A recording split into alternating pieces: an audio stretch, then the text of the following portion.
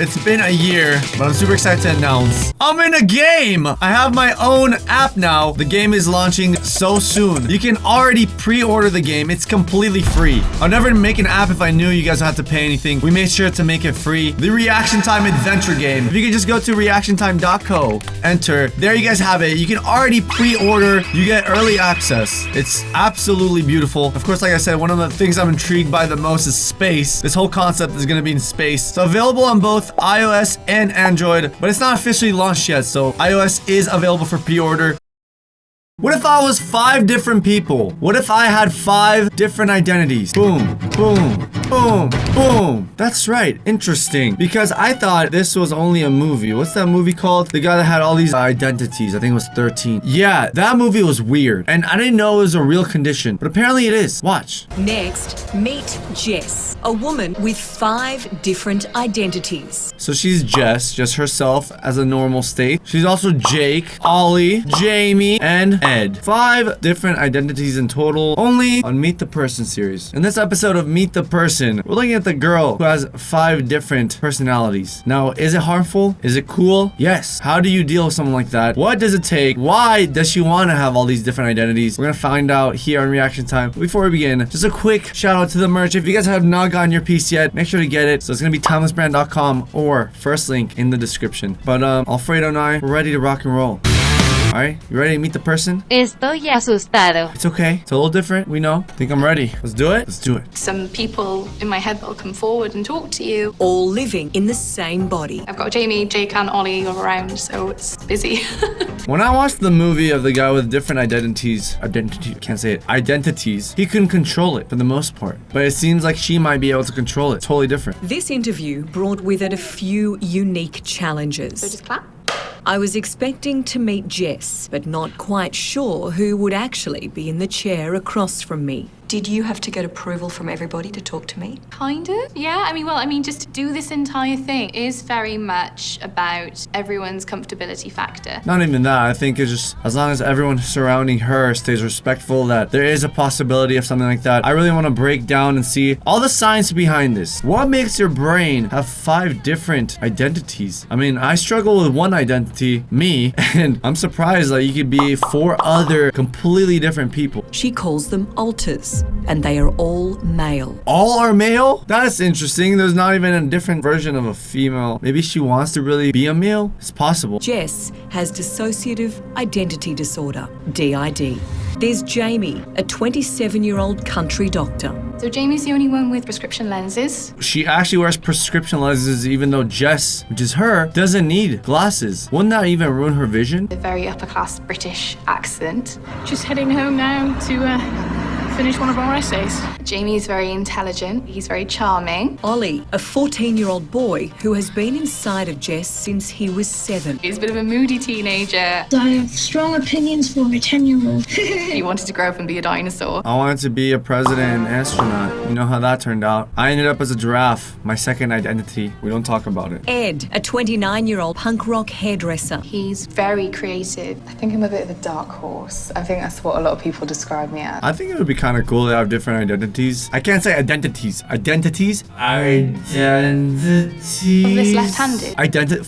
And Jake, 25-year-old Californian pop star. Like me? Jake is about 5'6", quite slim and lean and muscular. Blah, I keep tripping over my words. I think I'm just too excited. He's got this brilliant Hollywood white smile. He's very good looking. Strange. Maybe in her head is how she imagines these characters. I wonder if she realizes when she plays the characters that has the different identities, does she know she still looks the same or not? How self-aware is she? It's the real question. All see themselves as individuals. They all exist inside Jess. I think I describe myself as quite girly. I quite love my pink and I love my makeup. So do you guys think having all these identities is like a mental disorder, or do you think it's even a higher level of intelligence? How do you manage your day so that everybody... There is a structure. One of us, whoever it may be, is up in the morning. Generally, it's Jake that likes to take the dog out for a walk and go out for a bit of a run in the morning. Ed that'll be out a little bit to make lunch boxes and to set everything out for the week. And then I'll go into work 9 to 5. Allowing them to have their own space and their own time is incredibly beneficial to our overall mental health. I have a pretty interesting question. Maybe you guys will know the answer, but do you think she changes clothes and hairstyle every single time she goes to a different identity, or does she talk amongst herself as if it's different identities? I'm very confused. I still can't say identity.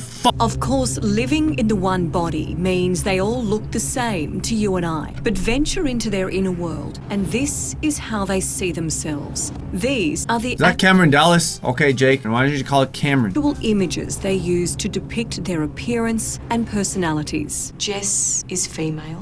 You have a female body.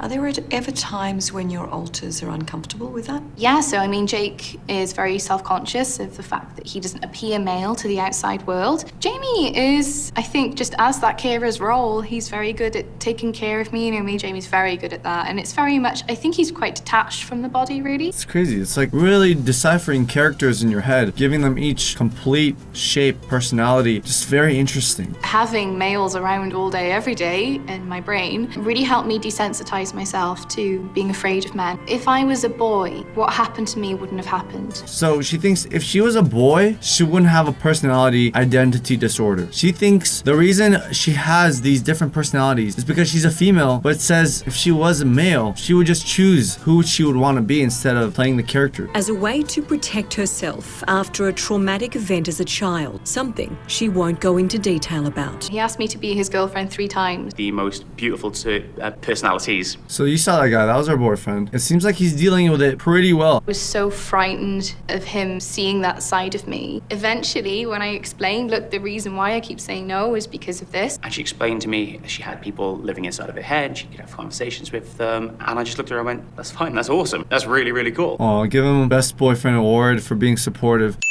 She found someone that can truly support her and doesn't outcast her. It's really touching. My friends, they were great. They'd already met all these people in my head. They'd never had a problem with any of them. Supportive boyfriend, supportive friends. I feel like for a lot of people, it wouldn't be the same. Jess and her identities operate like a family. They all have relationships with one another and exist in what they call their inner world. Jake and Jamie are brothers. Jamie and Ed are partners. And Ollie is Jamie and Ed's son. Like most families, it's complex. Portrayed in Hollywood as something to be afraid of. Something dangerous.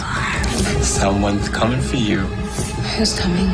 Nobody's going to hurt you. Alters are very, very unlikely to harm you. And as with any mental health condition, the likelihood is that people with mental health issues are more likely to be victims than perpetrators.